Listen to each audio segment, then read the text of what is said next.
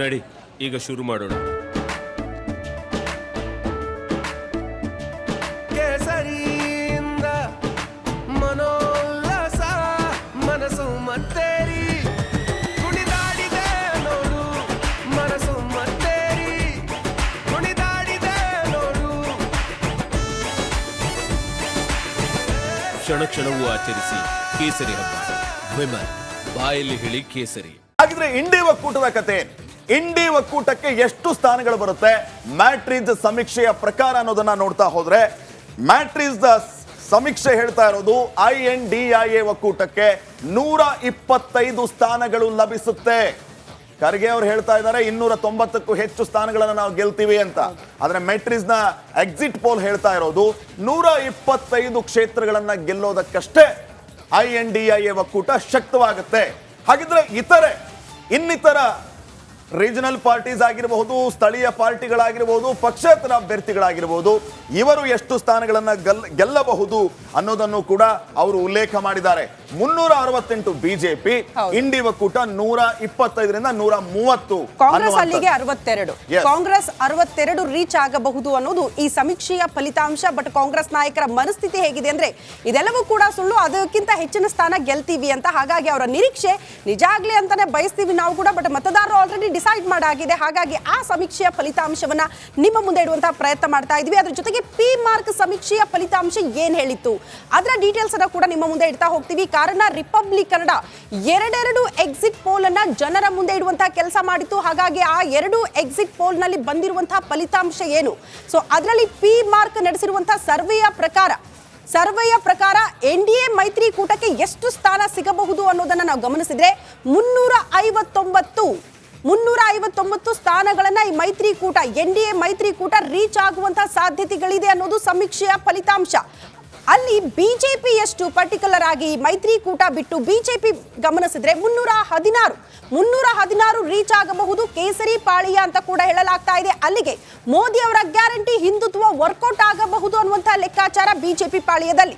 ಅದ್ರ ಜೊತೆಗೆ ಇಂಡಿ ಒಕ್ಕೂಟ ಎಷ್ಟು ಸ್ಥಾನಗಳನ್ನ ಗೆಲ್ಲಬಹುದು ಈ ಫಲಿತಾಂಶ ಗಮನಿಸಿದ್ರೆ ನಾವು 154 ಸ್ಥಾನಗಳನ್ನ ರೀಚ್ ಆಗುವಲ್ಲಿ NDA ಒಕ್ಕೂಟ ಸಾಧ್ಯತೆಗಳಿದೆ ಅನ್ನೋದು ಈ ಫಲಿತಾಂಶದ ಪ್ರಕಾರ. ಕಾಂಗ್ರೆಸ್ ಅಲ್ಲಿಗೆ 66 ಸ್ಥಾನಗಳನ್ನ ಗಳಿಸುವಂತಹ ಸಾಧ್ಯತೆಗಳು ಇದೆ ಅನ್ನೋದು ಈ ಚುನಾವಣೋತ್ತರ ಸಮೀಕ್ಷೆಯ ಫಲಿತಾಂಶ ಆಗಿದೆ. ಸೊ ಕೆಲವೇ ಕ್ಷಣಗಳಲ್ಲಿ ಈ ಫಲಿತಾಂಶನೇ ನಿಜ ಆಗುತ್ತಾ, ಸ್ವಲ್ಪ ವೇರಿಯೇಷನ್ ಆಗುತ್ತಾ? ಸ್ವಲ್ಪ ವೇರಿಯೇಷನ್ ಅಂದ್ರೆ 1-2-3 ಸ್ಥಾನಗಳು ಹೆಚ್ಚು ಕಡಿಮೆ ಆಗಬಹುದು. ಬಟ್ ಬಹುತೇಕ ಸಲ ನಾವು ಗಮನಿಸಿದ್ರೆ ಚುನಾವಣೋತ್ತರ ಸಮೀಕ್ಷೆಯ ಫಲಿತಾಂಶವೇ ನಿಜವಾಗಿದ್ದನ್ನು ನಾವು ಗಮನಿಸ್ತಾ ಹೋಗ್ತೀವಿ. ಮತ್ತೊಂದು ಅಪ್ಡೇಟ್ ಲಭ್ಯವಾಗ್ತಾ ಇದೆ. ಲೋಕಸಮರದಲ್ಲಿ ಕರ್ನಾಟಕದ ಭವಿಷ್ಯ ಏನಾಗಬಹುದು ಅಂತ ತೀವ್ರ ಕುತೂಹಲಕ್ಕೆ ಕಾರಣ ಆಗಿದೆ.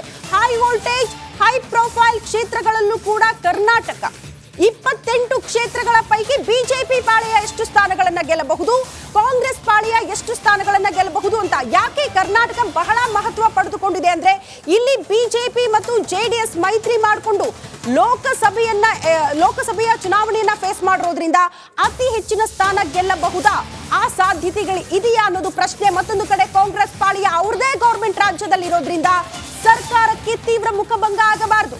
ಆ ನಿಟ್ಟಿನಲ್ಲಿ ಹಲವು ಸರ್ಕಸ್ಗಳನ್ನ ಮಾಡಿದ್ದಾರೆ. ಗ್ಯಾರಂಟಿ ಯೋಜನೆಗಳು ಜನರನ್ನ ತಲುಪಿದೆ.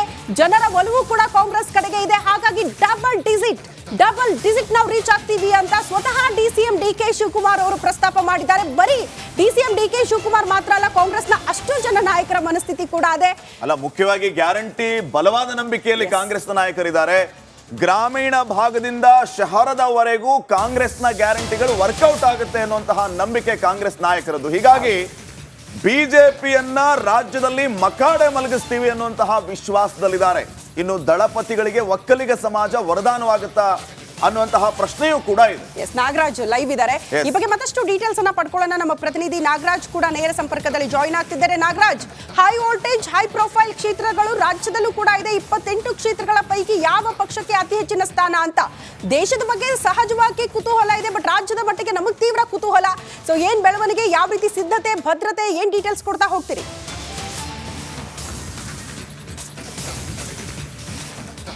ಶ್ರುತಿ, ಏನು ಲೋಕಸಭಾ ಚುನಾವಣೆಯ ಫಲಿತಾಂಶಕ್ಕೆ ರಾಜ್ಯ ಪೊಲೀಸ್ ಇಲಾಖೆ ಸಂಪೂರ್ಣವಾಗಿ ಸಿದ್ಧತೆಯನ್ನು ಮಾಡಿಕೊಂಡಿರ್ತಕ್ಕಂಥದ್ದು. ಏನು ಆಯಾ ಜಿಲ್ಲಾ ಮತಗಟ್ಟೆಗಳ ಬಳಿ ಬಿಗಿ ಪೊಲೀಸ್ ಬಂದೋಬಸ್ತನ್ನು ಹಾಕಿದ್ರೆ, ಏನು ಮತಗಟ್ಟೆ ಬಳಿ ಏನು ಸೆಕ್ಷನ್ 144 ಅನ್ನು ಜಾರಿ ಮಾಡಿದರೆ, ಬೆಂಗಳೂರು ನಗರದಲ್ಲಿ ಏನು 3 ಮತಗಟ್ಟೆ ಕೇಂದ್ರಗಳಿದ್ದಾವೆ. ಒಂದು Mount Carmel college, SSMRV college, ಹಾಗೆಯೇ ಸೆಂಟ್ ಜೋಸೆಫ್ ಕಾಲೇಜು, ಇಲ್ಲಿ ಒಂದು ಬಿಗಿ ಪೊಲೀಸ್ ಬಂದೋಬಸ್ತನ್ನು ನಿಯೋಜನೆ ಮಾಡ್ಕೊಂಡಿರ್ತಕ್ಕಂಥದ್ದು. ಸುಮಾರು 2400 ಪೊಲೀಸರನ್ನ ಬೆಂಗಳೂರಿನ ಈ 3 ಮತಗಟ್ಟೆಗಳಿಗೆ ನಿಯೋಜನೆ ಮಾಡಿರ್ತಕ್ಕಂಥದ್ದು.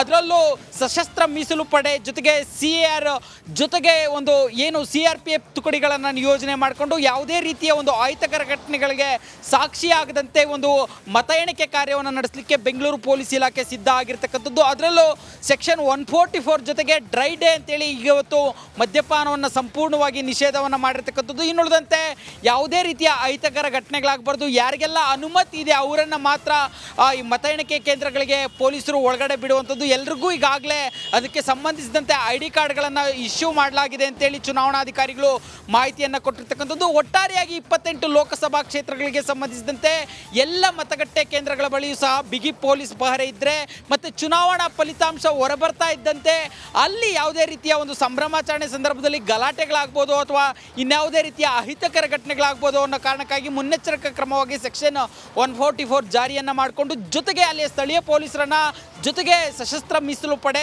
CRPF ತುಕಡಿಗಳನ್ನು ನಿಯೋಜನೆ ಮಾಡಿಕೊಂಡು ಭದ್ರತೆಯನ್ನು ನಿಯೋಜನೆ ಮಾಡಿರ್ತಕ್ಕಂಥದ್ದು.